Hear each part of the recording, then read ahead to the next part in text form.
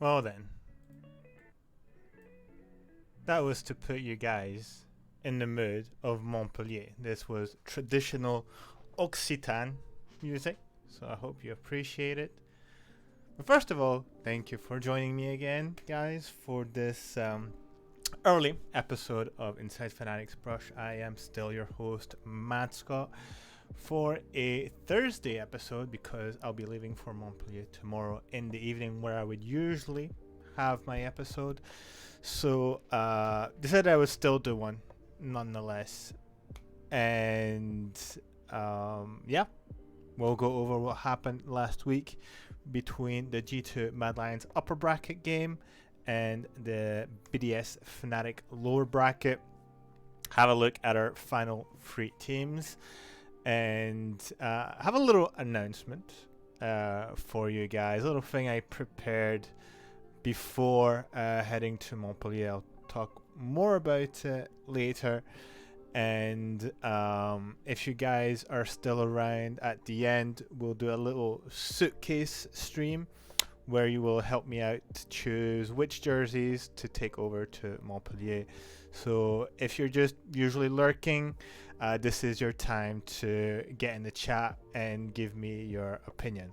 Of course, if you guys are still staying hidden, we'll go past that. That's not a problem, and I'll choose my own jerseys. But I thought I'd make you guys participate eventually. Yeah.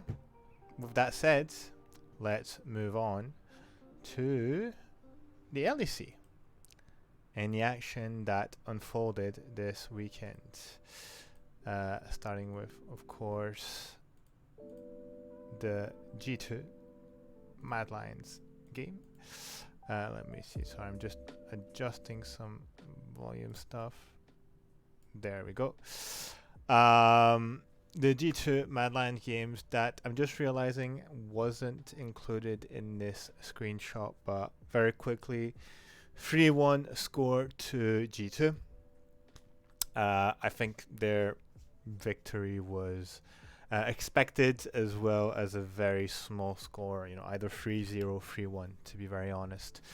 As for the losers bracket, we have a 3-2 for Fnatic against BDS. We'll talk more about this game in details in our Fnatic segment, but a very, very close game, a 5-game banger, as you would have it in Fnatic tradition. So no surprises here. Going back to the G2 game, obviously against Mad Lions, I think it wouldn't be wrong to say that a lot of people were expecting a 3-0 for G2. The first game by G2 being, I think, if we're being very honest, it was a one-way game here. I want to check again how short the first game was. Let me have a quick look. I believe it was wasn't it Dancing Herald quick? Because they were so it was 10k gold advantage around the 18-minute mark. Azure towers to 3, 14-4 in terms of kills, and Mad Lions just didn't have an answer to the Lissandra support pick paired with the Kalista, which, in my opinion, was to be expected. I feel like Mad Lions is such a sort of clean-cut type of team that they don't know how to respond to G2's sort of quirky drafts. Like, if you throw in suddenly a Lissandra support, they're like, oh, wait, how do we manage that? And very early in the game, they got caught backside of this surprise pick. Now, I'm saying this from my point of view. It's quite possible that Mad Lions knew about it, whether it be from scrims or maybe if Mickey was playing it in solo queue. I don't have that information, I'll be very honest. So I will plead ignorance on that one. Nonetheless, when it came down to the execution, it didn't feel like Mad Lions knew how to play around it. The issue with having a Lysandra as a sort of tool for Callista is that you're just getting CC upon CC upon CC. It's almost like another form of Nautilus. She can stun you on the spot, then ult you over again. So it's like, having the auto attack plus knock up from Nautilus. It just has, I guess, more damage in the long term, and maybe a bit more lane harassment potential. Nonetheless, it was a bit weird from Mad Lions to start trying to do a sort of a backdoor Baron, while G2 is literally sieging their base with the Herald destroying their Nexus turrets. And I believe, Dancing Herald in the end, which was a below 21-minute game. So, they just got crushed in that first game. However, it seems that G2, so while Mad Lions had a harder time answering G2's sort of exotic picks, it seems that when that exotic pick is placed onto Yike, that G2 aren't performing as well. Yike was on the fiddlesticks in game 2, where, according to many analysts and pros and such, fiddlesticks is a good counter into the Ivern, as well as being a potent S tier jungler. Wasn't really what was showcased by Yike here.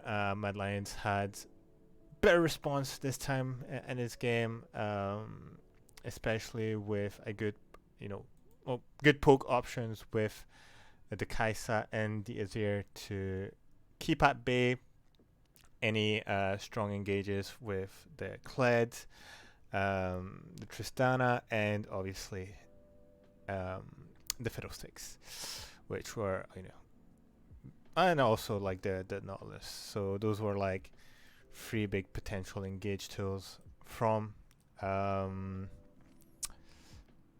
G2's side. Didn't manage to execute it, unfortunately. Fiddlesticks, obviously, advantage is to have that AoE engage fear if he's not spotted. So that's really where you want him to shine and sort of start these big team fights.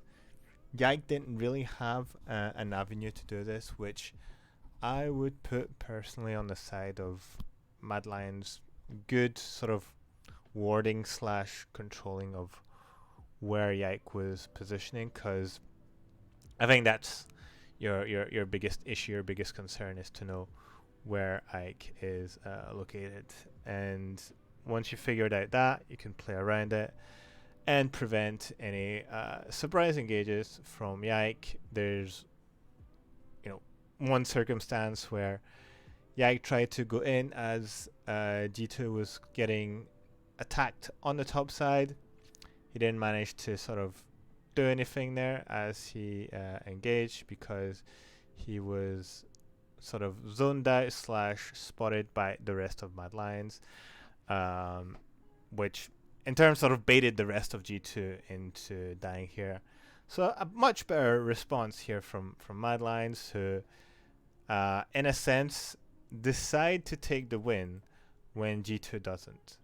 Like, it's very weird. It feels like G2 wants to decide to win if they want to win, because they have the potential. They're a very good team, obviously, but it feels like in those scenarios where obviously they're trying different picks, which is to their credit. You wanna have as many picks in your bag before hitting finals and have that flexibility going forward. But Still, there is some sort of unexpected playstyle from G2, who looked a bit messier here, less controlled, and yeah, just, I don't know, got caught so many times and wasn't able to execute anything with his fiddlestick pick. Of course, for those of you who followed the game afterwards, or just followed the entire series, you know that the next two games were in G2's favor. Well, I say that. I'd say game 3 and 4 were a bit closer this time, especially game 3. Game 3 actually was, in my opinion, mad to win, but also mad to lose. What really made the difference was the Swain pick, which, again, I'm not too sure if Mad Lions know how to play against these exotic pick every time. It was clear that when Broken Blade started getting his advantages, that the carry would come for him. And Swain is a super obnoxious champion ever since they reworked him. So when he activates his ultimate, obviously it stays active as long as it's aggroing an enemy champion. And you only need Rylai's to be a threat. On top of that, he gets scaling with his passive, so he just gets tankier and tankier. And with what do we call it? With Mad Lion's comp, it actually gets very hard to sort of nuke him down, because you have a lot of melee engage with the Renekton and what was it, the Sejuani, and you have to find a way to constantly deal damage with the Azir and the Aphelios, so you have potential of bringing him down. So in a sense, trying to reduce his active ultimate so that he doesn't have the constant healing and damage, and then be able to counter attack. But G2 played well around that and just made the Swain unbearable to play against. And you know, when you're against a Swain who's gonna stack AP health items like Liandry's, Rylai's, and it's gonna stack HP with his passive, he just becomes uncontrollable the later the game goes. So gradually, basically, Mad Lion lose the game here and have nothing to play for. It's just sort of Broken Blade that keeps them into the game, help them work out, because in the early game, Gavs and Hansama weren't, at their best form. It really came down when they managed the team fights, in that Caps and Hansama had an avenue to better manage the team fights, have an in and out sort of situation, and Swain making it very difficult for anyone in Mad Lion to escape him, whether it be with his grab or with the slows on his ultimate combined with the Rylai's. So game 3 that was in favor of Mad Lions went into G2's favor, and they managed to close out the game. This time, when we go into the last game, the 4th game, this one was a bit more under G2's control, unfortunately, for Mad Lions, who, had a very good early game. They were doing stuff with the Nyla, but despite all of this, the sort of discrepancy in turrets, kills, and dragons, G2 were like barely 1k to 2k gold away. So that meant that all the advantages that Mad Lions were getting through neutral objectives and killed was softened with the better laning phase from G2, who had better sort of CS difference, mainly for Broken Blade, obviously with the Yone against the Rumble. But this quickly went sour when, for some reason, Mad Lions decided to funnel themselves in a corridor. Perfect for Yone to just scoop them up with his ultimate. And from that point onwards, like, it's been the reflection of G2 this most of the season, is that you cannot give them an inch back into the game because they'll turn it into a mile. So that's unfortunately what Mad Lions did throughout this series, where in games where they had the advantage, they allowed G2 to get back just a little bit, and from that point onwards, it just went out of control for Mad Lions, who wasn't able to bring it back into the latter stages of the game. So this means that G2 gets a free pass into finals, and they will be playing on Sunday, while Mad Lions join Fnatic in the ultimate attempt to join those finals. Fnatic BDS obviously is the next game that we will be talking about, and we'll talk about it now. In our Fnatic segment, another free-to-banger for Fnatic, which was a bit different from the Excel one, where Excel had the 2-game advantage over Fnatic. This time Fnatic had that 2-game advantage. It was 2-1 after the 3rd game, and they ended up obviously in a 5-game Barnstormer heart attack. Classic Fnatic, obviously.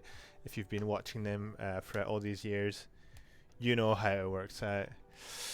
It wouldn't be Fnatic without us making it close and banger series. That's exactly it. It's within the DNA of Fnatic. If you expect anything different, well, I've got bad news for you. That's just how it is. You have to go in with the knowledge that you might end up with health issues and reduced life expectancy, obviously. But you do it for the love of the club, the love of the organization. You submit yourself to this pain, and you still come back for it every year. So, sometimes you get rewarded for it, sometimes not so much, and that's across all the titles. You're watching League of Legends, you're watching Counter-Strike, you're watching Valorant, you're watching Apex Legends, which is happening right now for those who are Apex Legend fans or players and want to watch the Japanese boys. It's happening right now. And even prior, if you were watching Heroes of the Storm, Paladins, Rocket League, even at some point, they all followed the same pattern of never making it easy. Like, you thought that with the streak that Fnatic was having, that it would be much easier. Nope. Champions, oh my god, we go straight into losers bracket, and we play for our life every team we meet. No rest for the wicked, as they say. But back to our game at hand. Obviously, Wunder came in to replace Oscar, who was injured, and there was obviously a lot of question marks around his potential performance. Hello, Junai. Thank you for joining me. Wunder having played for over a split, 2 splits actually, because he wasn't there in spring.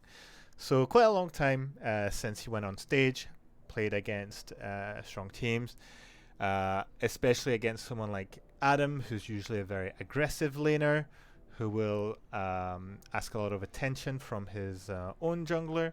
So, it would be the specific lane against BDS who would be harassed, So, obviously, Wunder did get the chance to practice as much as possible, discuss as many picks and strategy with Oscar.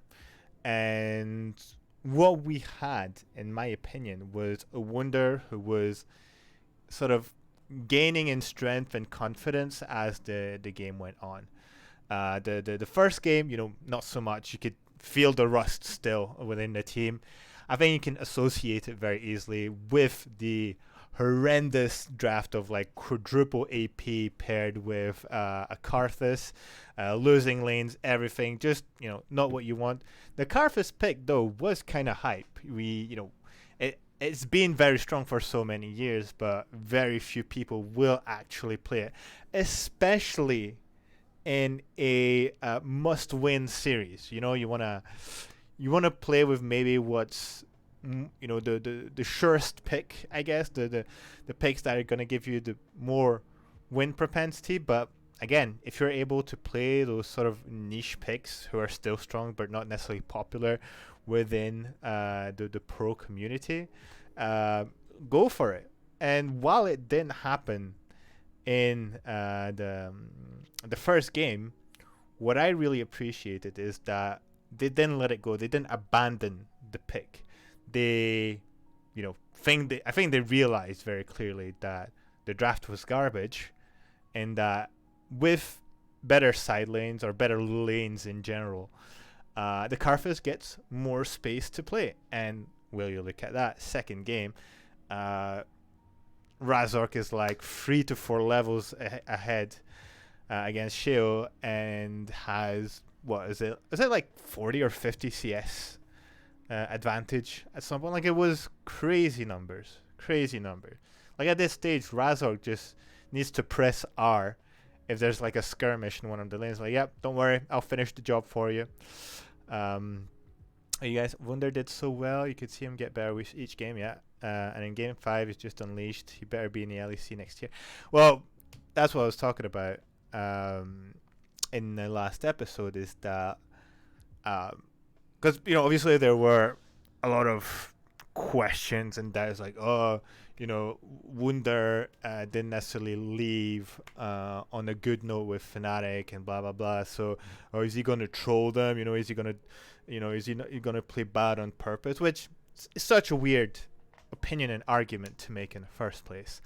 I completely agree with you, Epic Dogo, is that Wunder has everything to gain from playing well, not only this series, but whatever the scenario would be, play well on the other ones if he's still looking to play pro the next year.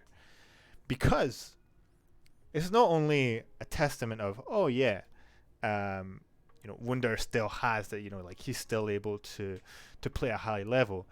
For me, it's also a testament to the fact that despite him not touching the game for such a long time, and not playing against pros for such a long time as well, he's able to come in an emergency situation with little to no games played and fit in properly as to what the team wants to accomplish.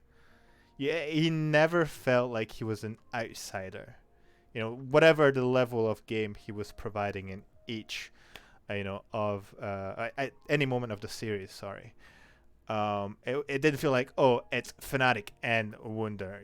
He played with the team. His, playing a lot of Renekton, which has been one of his strongest picks historically, has paid dividends when he was able to go into the back line, get some stuns, get some damage, and then come back to safety with his team.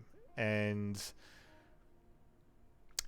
maybe the Renekton will get banned when we play Mad Lions, but the big advantage is that we survived that best of 5. So that means that, for me, it means two things. It means Wunder's had a bit of training before going into series. He's played a full 5-game series to, brush the dust away, remove the rust, and get back to close to his, level. And now he gets further training with the team to come up with new strats, new picks, and see how he can continue bringing so much to the team. So the fact that we've survived that best of 5 and we're able to go further, I think just is paying massive dividends at the end of the day. On top of that, going to my previous argument, the fact that Wunder gets more stage time and going on a big live stage this time, going to Montpellier in front of thousands of crazy fans who are, gonna chant Fnatic, are gonna chant his name. And it's like, there's another moment to prove yourself in a different scenario, in a different context. And yeah, if everything goes well, if they make it to the finals and, touch wood, they actually make it to, they actually win the finals, what better advertisement for Wunder to go back into the LEC? Like, you would be mad to not consider him as an option, especially the fact that he's free agent. So he's going to cost you zilch just to get him onto your team. So I think, Wunder is playing for Fnatic, but I think he's also playing for himself. He has everything to gain from, going as far as possible with Fnatic. And if he gets a title, man, this guy is cruising. This guy is cruising for next year. And I'll say one more thing that I've just thought about is that I think also Oscar won't feel as bad if, Fnatic manages to win the whole thing, because, I see his tweets, I see his behavior, and you can see that he feels so bad for not being able to play and, be with his team. When, I don't know how that injury happened, but he doesn't have to feel bad, really. Like, shit happens. If it was an accident, it was an accident. It happened to Soaz a few years ago. Happens to him. There's always something that happens within Fnatic, like Razork said. So, yeah, there's so much at hand here for this team to make it as far as possible. And if you look at this series in itself, first game dramatic, bad draft. Second game much better, much more controlled. Third game was a bit closer in the early game, but the moment we took an advantage, we got away with it. Fourth game, it could have gone either way. It happened that BDS had that one good team fight, and then, just kept control of the game forward. Then the fifth game was anyone's in anyone's hand. Fnatic took a slight advantage. Then BDS came back. Then that fateful team fight happened around the Dragon Pit, where BDS tried to catch Noah out of position. They forgot that he was playing Xayah, and Xayah has a get out of jail free card, and that kind of baited them into that funnel afterwards. Also a very good play from Wunder, who managed to just go to the back line, slice, call off the make, and go back with his team safely. You know what? Actually, I'll show you some of those highlight moments right now. If I have the correct screen capture, it seems to be the case. So we'll jump into it right now. Starting with the second game, obviously I have to put the Tiki Taka moment. Actually, you know what? This goes too quick. I need to put it. First of all, I need to put it in better quality, and then we have to put it in like half the speed. Like, what goes through one's mind to come up with this play? Like, obviously the whole squad is here, but look at this. Humajoy just goes in, whoo, flashes, ult, boom, Trimby. It's, it's old Barcelona. It's pass, Trimby receives, nuke on his chest, passes it behind, and Razork with the golasso comes in. Like, you can see that nuke is completely bamboozled because he's trying to ult Humanoid and Trimby, but Trimby, who has this speed of a god, just look at this, dodges the ult cone, and Razork is just behind, so he doesn't get hit. So Nuke in absolute shambles here, and Razork just collects it for Noah to finish it. Noah's just here for the tap in, he's just like, yo, I'll take that, thank you very much. And yeah, That is some insane play. Like, yeah, tennis segment, tiki taka. We it was beyond esports at that moment. Absolute madness. But yeah, I had to because so I was at a wedding when all of this was happening, and I was trying to stay focused as much in the wedding as possible. I was like, I'm not gonna watch the game, you know. It was one of a very good friend of mine who's getting married, and it's an amazing venue as well. So I was like, I'm gonna enjoy this, you know, I'm gonna try to take my mind away, but I just couldn't. I was like, you know, like my mind would go there's like Fnatic is playing. I was like, oh no, I don't want to. And so I was just like checking the scores very quickly, and I think I checked it at 3 times. I think throughout the wedding. The first time it was 1-1. The second time it was 2-1 Fnatic, and the fourth game was going on, and it was when they were even in scoring. And then at one point it was just like, you know, towards the end of the dinner, so people were like outside.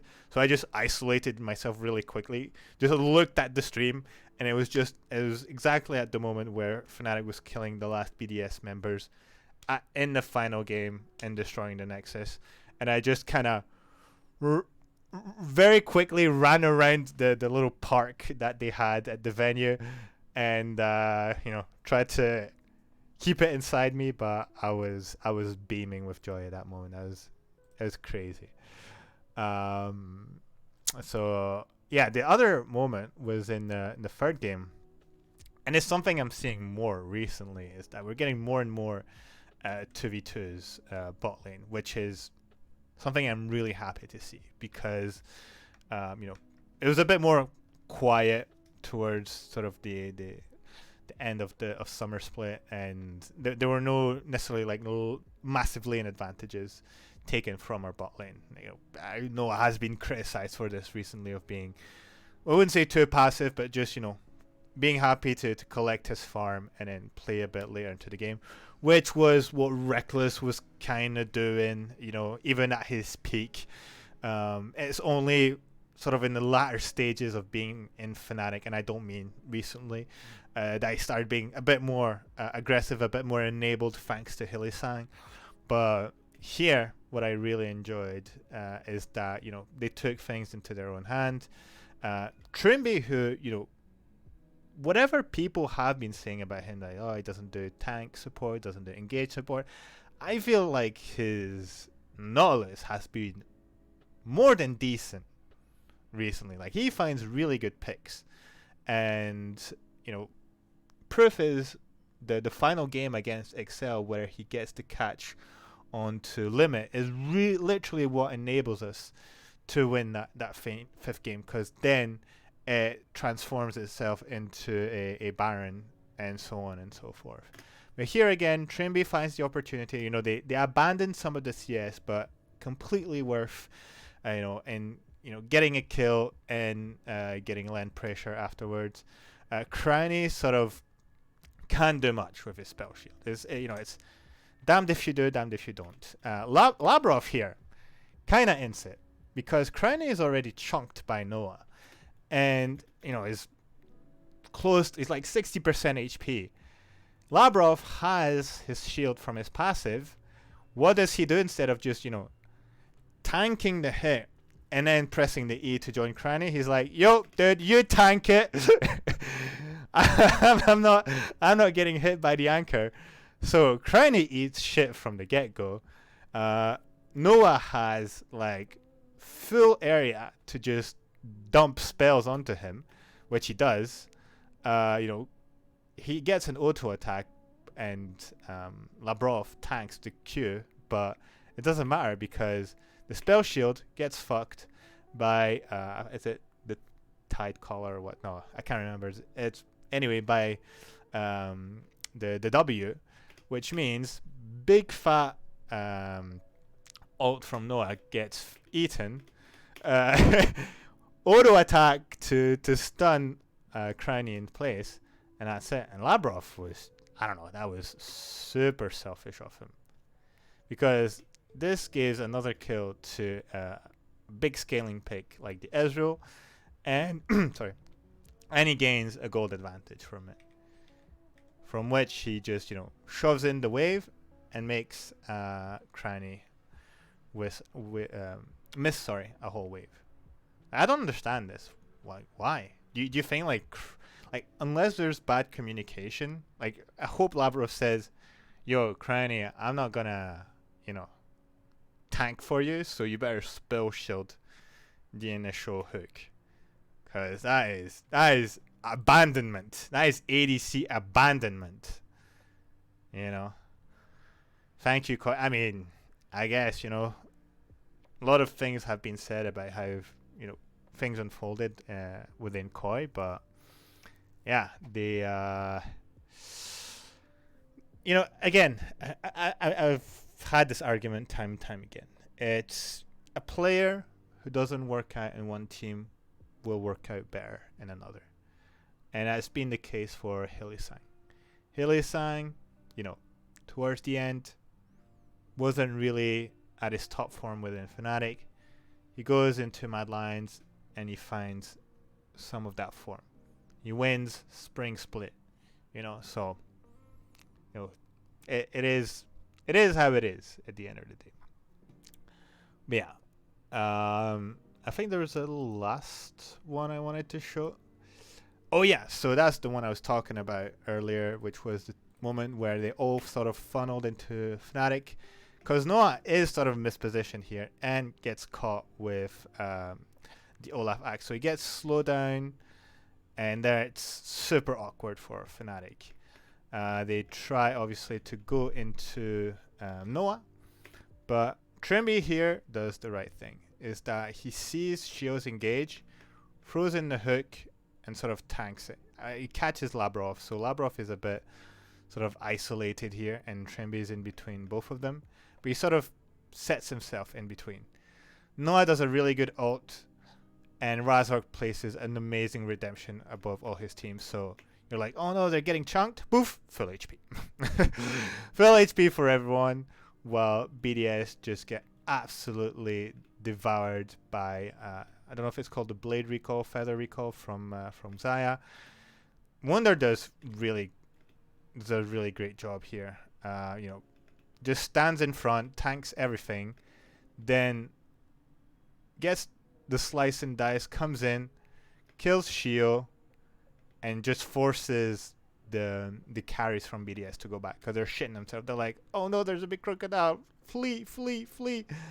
And in the meantime, the front line gets absolutely chunked down. From there on out, Razork, as it's sort of become tradition now, hits an amazing route with his Ivern. Look at this, onto Crowny, who gets just ganged on.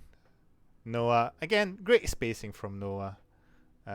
He just flashes away, boom, does what's necessary, and that goes into Chemtech Soul, which, I don't know why is being so undervalued when you realize that, the lower your HP, the higher your resistance is, and you have stuff like the Syndra, the Xayah, and the Ivern, who on top of that is going to give shields, is going to give heal.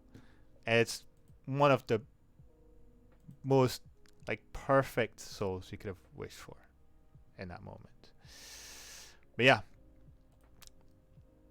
now we face Mad Lions, and that's going to be a banger of a game. It's going to be a bang. I wouldn't be surprised if we go into a 5-game series. To be very honest, I didn't feel like Mad Lions was that impressive in their series against G2. They fumbled a lot of their advantages, and if that's something Fnatic can exploit, then Mad Lions gonna have to work a lot harder. One thing I'll say is that I felt like Niski wasn't having a good time in this game. His most of his Azir games were not impressive. So I don't think he's that much of a threat. I think again it's going to come down to how Wunder performs. If he sort of stays on that high, if he stays on that progress, I'm just very excited to see Humanoid perform on stage again, and get that stage buff as he's so popular for. So yeah, I don't know if how many of you guys are going to Montpellier, going to see this live, but we'll get to see each other. That would be cool. But at least hang out with other Fnatic fans and have something to celebrate.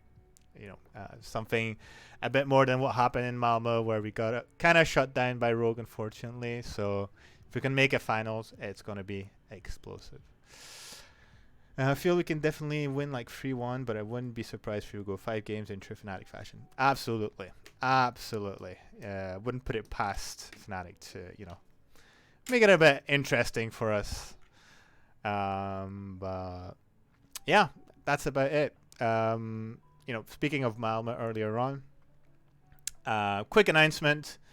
For those who aren't subscribed to the YouTube channel, first of all, you should subscribe to the YouTube channel because you got all the VODs, all the content on there for free eternally. How amazing is that? But more seriously, last year I actually filmed a bunch of stuff in Malmo because I wanted to do a little vlog. Unfortunately, I got a bit lazy and was lazy and busy to actually,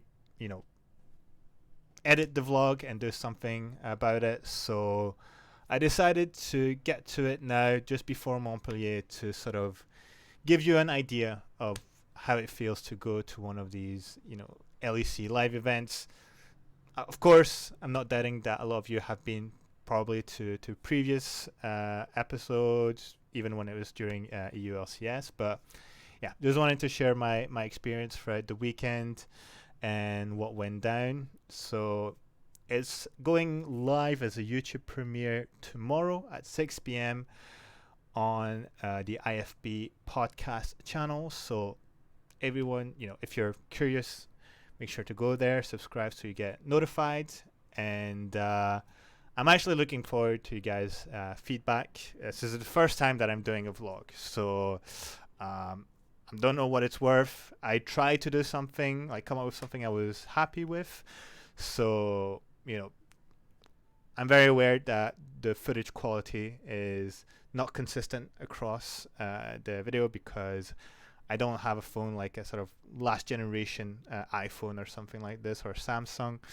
But also, I was a bit dumb to, instead of putting it in video mode, I was just keeping it in camera mode and keeping my finger on the camera button so it would record. So that's something I learned towards sort of the second half of the vlog. I finally, it finally tilts in my head. It's like, oh, I should use the what do you call it? The video mode that is made for videos in my phone instead of doing this wonky, press to hold to record thing. So yeah. I'm looking forward to know what you guys think about it. I'll see if I do one for Montpellier. I'm not sure, but maybe I'll try. Maybe I'll come up with something. Maybe not as long, but it's undecided for now. But yeah, it's coming tomorrow. YouTube channel, 6 p.m. premiere. Looking forward to what you guys think. And yeah, as mentioned, it's time for a suitcase stream. So very quickly, I've sort of pre-selected a few jerseys, and I think I'm gonna pick, I'd say 3 out of those. So you're gonna help me pick which one I take with me, and on what day to wear them as well. So we start with the most recent one, the Fire World's Champions Super Duper jersey, which I think is a must-wear because it's going to be super hot in Montpellier, regardless. So it'll be in the theme. Obviously, it has mascot at the back. So if you see me in Montpellier and see this, come say hi. Don't be afraid. So that one is going in for sure. Then it comes down to, I think I'm missing one, is it? Hanging to dry. I put it elsewhere. Let me check, because I've got washing all over the place. I've done God knows how many washes. Did I select it? I can't see it. Oh no. I think I vented that one, guys. Oh, there it is. Okay, so I'll show that one afterwards.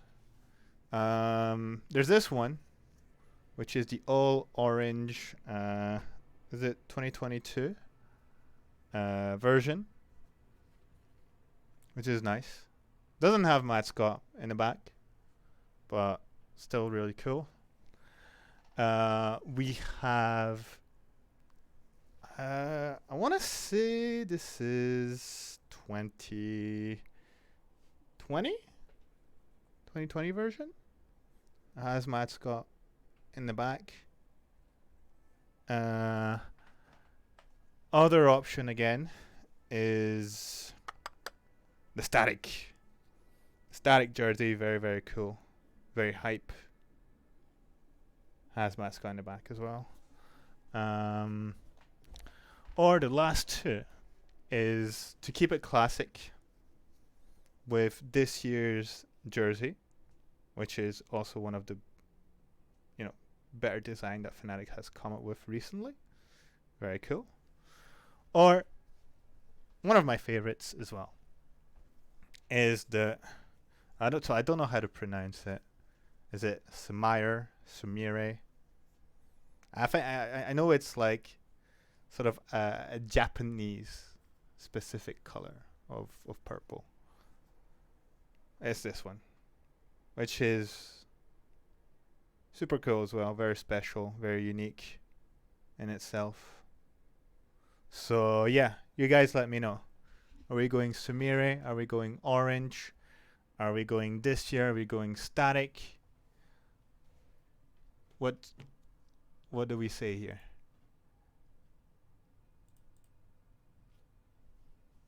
Super hot where I am.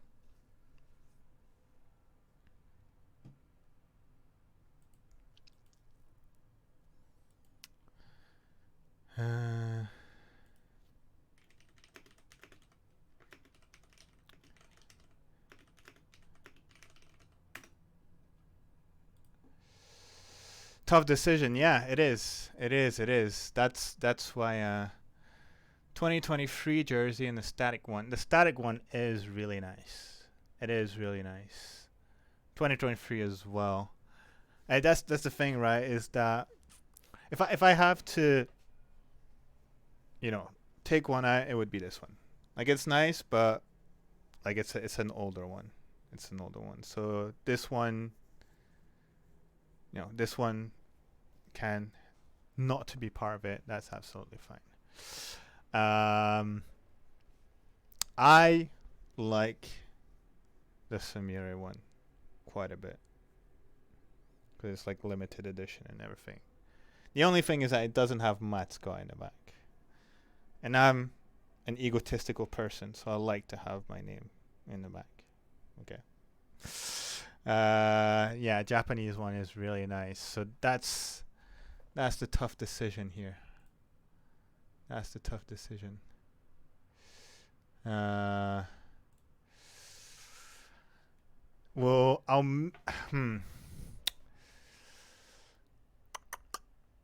let's see. Okay, you know what? It'll come down to this.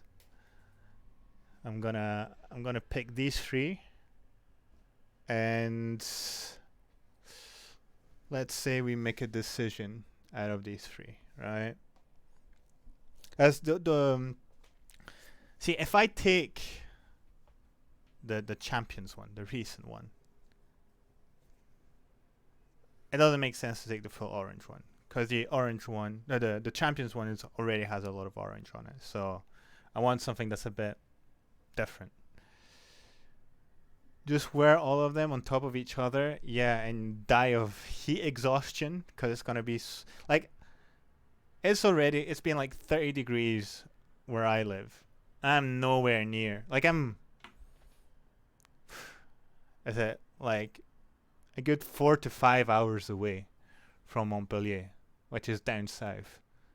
So like I'm actually thinking about taking. I think are they still drying? Oh, they're already. See, that's how hot it's been. Is that the stuff that I've hung up to dry last night has already dried. I'm thinking of actually taking. Oh, I'm sorry. Everything's just so stuck together in that. I'm actually thinking of taking the Fnatic shorts to stay on brand.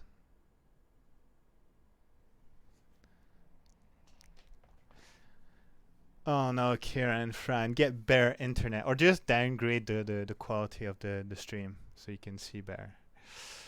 But yeah, the Fnatic shorts, I think, are a must-have in this weather.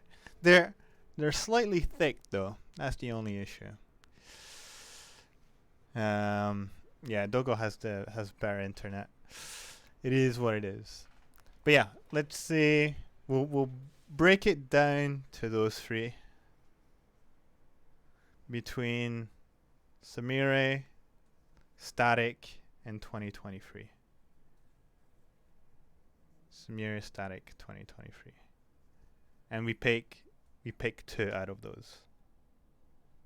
You know what? Actually, I'm gonna make an executive decision. I'm gonna take the Samire, so it's down to Static and 2023.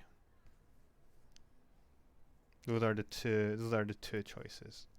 In fact, I'm just gonna bring them up like that. I feel like a puppeteer.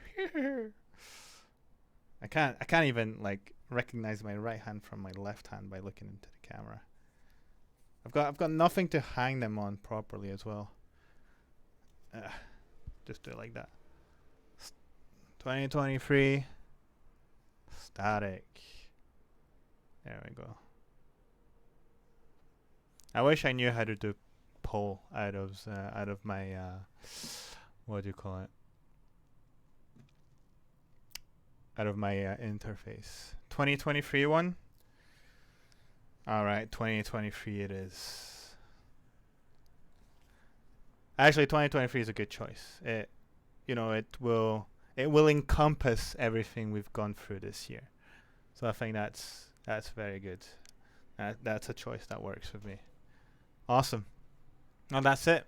So we have Champions jersey, Samire, and 2023 regular jersey going into the suitcase, ready for this weekend's bangers.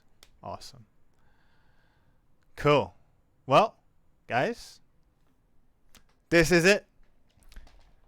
We're going to Montpellier, and it's going to be awesome. I'm heading there late in the evening, so it's going to be cool. Going to be with my friends, going to meet some Fnatic fans. We're going to bring the noise, as we usually do.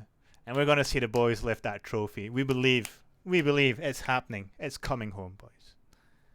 But I appreciate you guys for coming in onto this sort of early episode. Please watch the vlog tomorrow. Please give me some feedback. I put some time into it, so I really appreciate if you guys can leave a comment, a like, or say whatever. As usual, all the socials are here if you want to follow what's going on.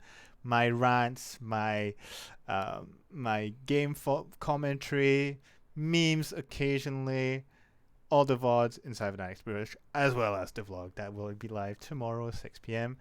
And for people who prefer listening instead of seeing my face, I've got you covered with the Spotify channel. For those going Montpellier, see you maybe tomorrow. If not, maybe you'll see me on the camera. I'll try to come up with some funny signs so I get spotted in the crowd. We'll see. Enjoy your evening. Enjoy the weekend. And as always, always Fnatic. Bye.